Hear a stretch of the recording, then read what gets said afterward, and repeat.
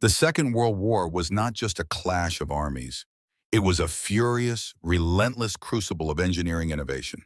And nowhere was this desperate race more clearly defined than in the skies. For Germany by 1944, facing an industrial behemoth of Allied production, the endless streams of four-engine bombers escorted by equally numerous, high-performance fighters, the tactical mantra became brutally simple. Go faster. Speed was no longer a luxury. It was the only true defense.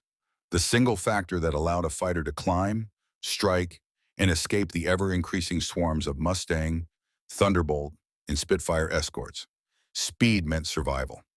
Today, we are undertaking a deep, detailed analysis focused exclusively on the Luftwaffe's fastest propeller-driven fighter aircraft, the absolute pinnacle of piston engine technology. Forced into existence by the frantic, desperate final years of the war, we are cutting through the paper projects, the wish lists, and the what-ifs. This is a definitive, technical countdown based on verifiable maximum speeds and level flight, drawing directly from official Luftwaffe test data, confirmed pilot reports, and meticulous Allied post-war trials. The machines on this list are nothing short of engineering marvels. They feature exotic, high-octane fuels, pressurized cockpits, radical aerodynamic designs, and sophisticated water methanol injection systems that push the internal combustion engine to its absolute screaming breaking point. This is the comprehensive story of Germany's brilliant, desperate, and ultimately doomed quest to dominate the skies with raw, blistering speed. Before we strap in and count down these top 5 German speed demons, I have a quick, vital ask that helps this channel continue producing these in-depth technical deep dives. If you are as passionate about the technical side of aviation history and want to see more content on the cutting edge of wartime engineering, please take one quick second, hit that subscribe button, and turn on notifications. We dive into the hidden and often most fascinating history of flight every week, and you won't want to miss our next legendary aircraft breakdown. Your support is what keeps our engines running. The aircraft in this countdown were the elite, the rare diamonds of the Luftwaffe, often tasked with the highest stakes missions, intercepting high-altitude reconnaissance flights, or providing precious top cover for the vulnerable Me-262 jet bases. They represent the final breathtaking limits of the piston engine era. Let's start the countdown of Germany's fastest piston-powered kings. Number 5, Messerschmitt Bf 109 K4 Kurfürst. At number 5, we find the iconic Messerschmitt Bf 109, the workhorse and backbone of the Luftwaffe for over a decade, which reached its final, most powerful technical zenith with the K4, or Kurfürst, Elector.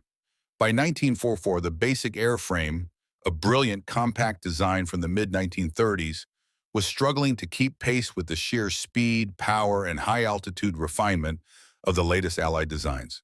The K4 was Messerschmitt's final, desperate, and heavily standardized attempt to squeeze every last measure of performance from the classic fighter structure. Its officially verified maximum speed was 705 km/h, 438 mph, achieved at an optimal altitude of 7,500 meters, 24,600 feet. The heart of the K4's speed upgrade was the powerful Daimler-Benz DB605D inverted V12 engine. This engine was capable of delivering a staggering 1,471 kilowatt, 1,973 AHP, using the crucial MW50 water methanol injection system.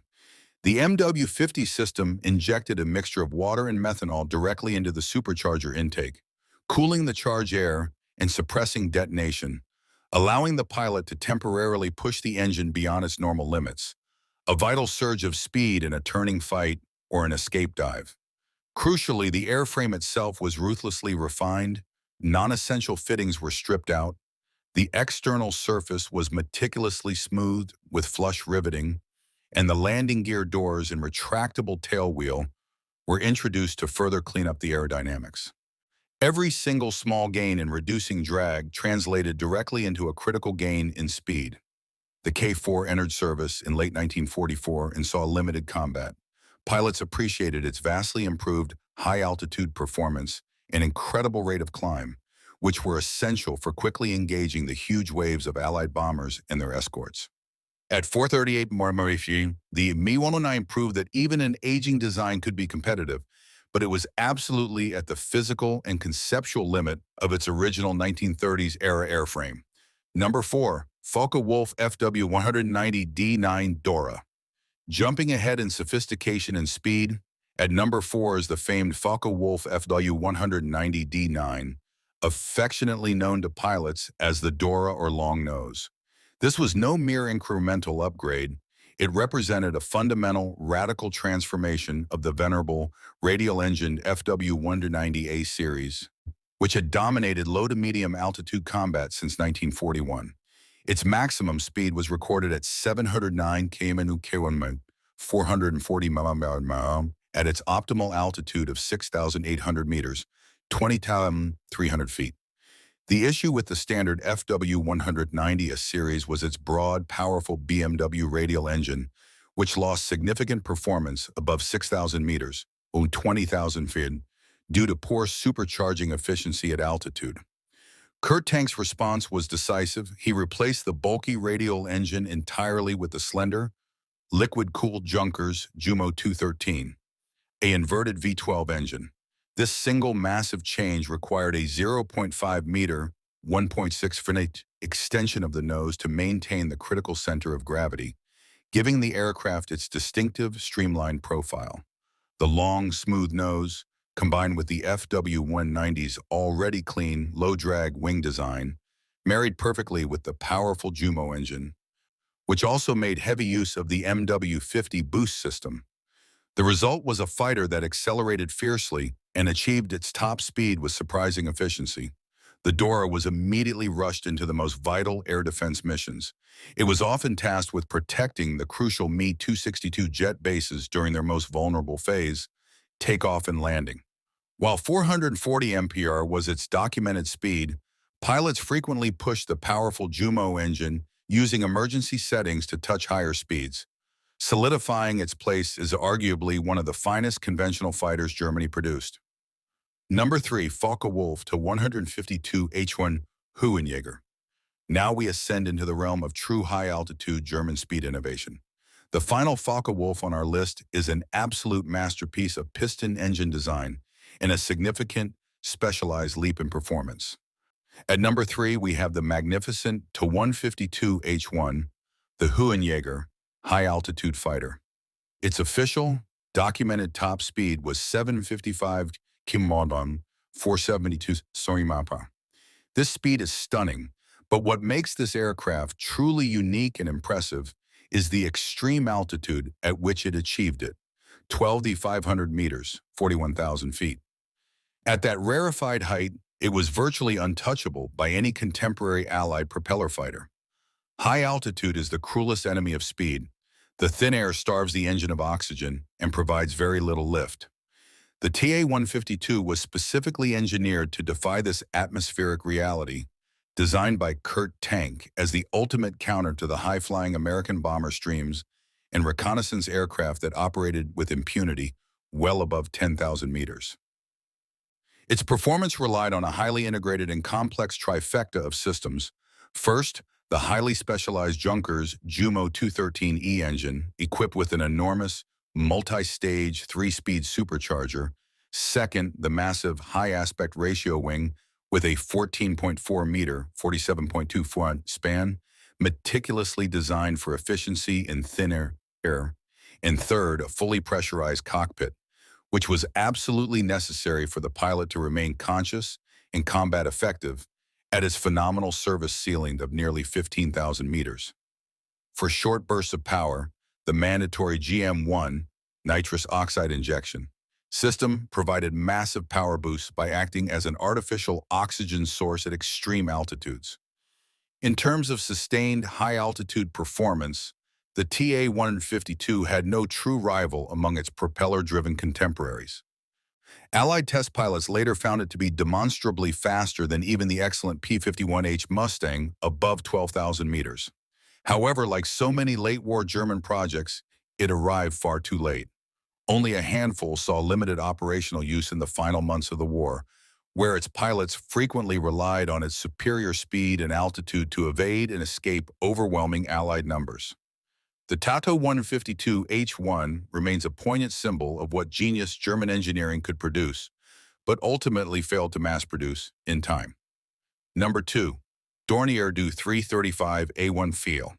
Our final two contenders are revolutionary in design, and they are the only twin-engine aircraft on this list. They represent the absolute definitive limits of the piston engine when optimized for low-drag aerodynamics. At number 2 is the extraordinary Dornier Du 335A1 File Aero. Its verified top speed was a stunning 763 km/h, 474 mph in level flight at 6,500 meters, 21,300 feet, a speed that was the fastest confirmed for any propeller aircraft in the world at the time of its test flights, briefly eclipsing the official world speed record. The secret to the Do 335's devastating speed was a fundamental reimagining of multi-engine aerodynamics. Traditional twin-engine aircraft suffer from significant turbulent drag created by placing the bulky engine nacelles on the wings. Dr. Claudius Dornier solved this with the revolutionary push-pull configuration. One powerful Daimler-Benz DB603E engine was mounted conventionally in the nose with a tractor propeller, and a second, identical DB603E was placed directly behind the cockpit, connected by a long drive shaft to a pusher propeller at the tail. By placing both engines along the fuselage's center line, the Do 335 eliminated the wing-mounted engine drag, resulting in an incredibly sleek, aerodynamically clean airframe. The performance gains were phenomenal. The A1 variant, designed as a fighter bomber, could accelerate fiercely and uniquely. If one engine failed, the thrust remained along the center of gravity, preventing the violent, uncontrollable yaw that plagued other twin-engine designs. Even flying on a single engine, it could maintain a respectable cruising speed of 563 km/h, 350 mph. Due to the dangerous proximity of the rear propeller, it was also one of the first production aircraft to feature a pilot ejection seat and explosive bolts to jettison the rear propeller and vertical stabilizer for safe bailout.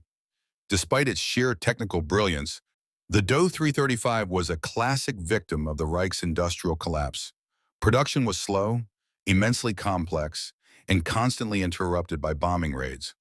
Had the Do 335 arrived 2 years earlier, its speed and power would have posed a fundamental and overwhelming challenge to the Allied air campaign. Number 1.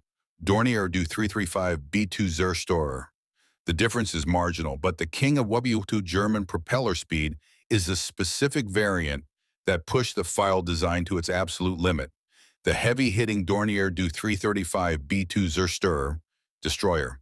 This variant boasted a documented maximum speed of 770 km, 478 mph at 6,400 meters, 21,000 feet. This small but definitive speed gain over the A1 model was the result of continuous, frantic refinement in the final days of the war. The B2 utilized the slightly more powerful Daimler-Benz DB603G engines, which offered improved supercharging and slightly higher output. This marginal increase, combined with meticulous aerodynamic detailing in the B-series prototypes, gave the B2 its ultimate four-arm edge. The B2 was designed to be the definitive bomber-destroyer. It retained the spectacular speed of the A1, but was reinforced and packed with a devastating array of forward-firing weapons. The 30mm Mk103 cannon firing through the propeller hub, two 20mm more MG151 cannons in the engine cowl, plus two additional, extremely powerful 30mm Mk103 cannons mounted in the wings.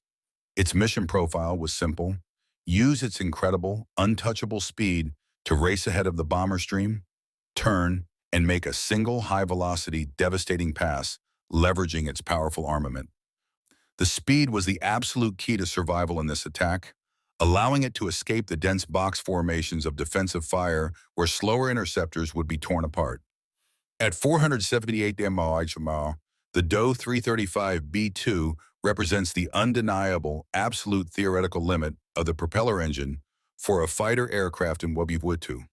Dornier's unique push-pull configuration allowed them to bypass the fundamental aerodynamic drag problem and achieve a speed that was never matched by a conventional single-engine propeller fighter in the German inventory. It is the definitive, undisputed king of German piston speed, the speed abyss, jet, and rocket power. The battle for the propeller champion is over, but to fully and honestly answer the question, who was the king of speed, we must shift our focus and acknowledge the game-changing technology that Germany pioneered. The speed gap between the Do-335 and the next fastest German aircraft is not an evolution, it is a profound technological abyss. The final speed records belong not to pistons, but to the new age of jet and rocket power. The first true operational leap came with the Messerschmitt Me 262 Schwalbe Swallow, the first operational jet fighter in history.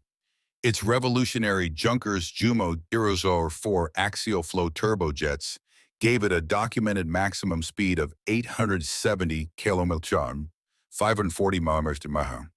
This speed advantage instantly rendered every propeller fighter on the planet obsolete. Against the Schwalbe, even the fastest Allied fighter was, to put it simply, operating in the wrong era. The Me-262's velocity forced Allied pilots to develop entirely new interception tactics. They couldn't chase it. They had to anticipate and ambush it during its vulnerable takeoff and landing phases. The Schwalbe was the king of combat speed, proving beyond doubt the future of air superiority. But even the jet was not the absolute fastest German machine of the war. For the title of absolute, undisputed king of German WWII speed, there can only be one, the extraordinary Messerschmitt, the 163 Comet. The Me-163 was not a jet. It was a pure, powered rocket interceptor using highly volatile liquid propellants. The moment its Walter HWK-109-509 rocket motor ignited, the Comet became a terrifying high-G blur, achieving a climb rate that defied gravity, racing from a runway takeoff to 12,000 meters in under 4 minutes. In level flight, it achieved a maximum verified speed of nearly 961 km/h, 596 mph, a world-beating speed that made it the fastest operational aircraft flown by any nation during the entire conflict. The Me-163 represents the pinnacle of desperation-fueled German engineering.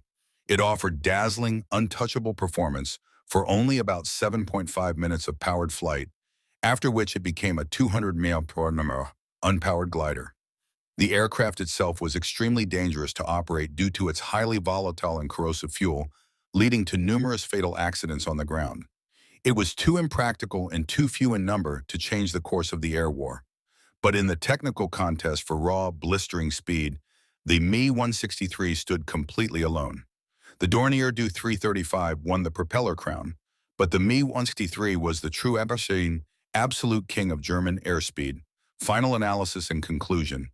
These incredible machines, from the high-altitude Ta-152H1 to the radical rocket-powered Me-163, tell the full comprehensive story of a military industry pushed violently past the point of sane mass production.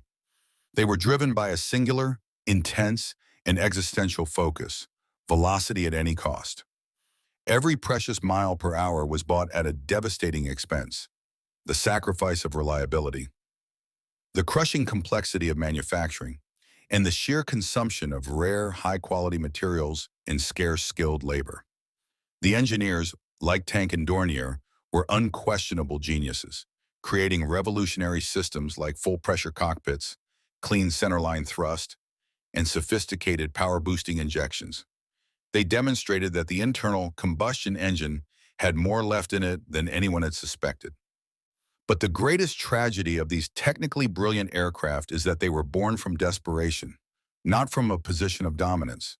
Their superior, almost futuristic performance was never enough to overcome the simple, devastating advantage held by the Allies: overwhelming, relentless industrial might.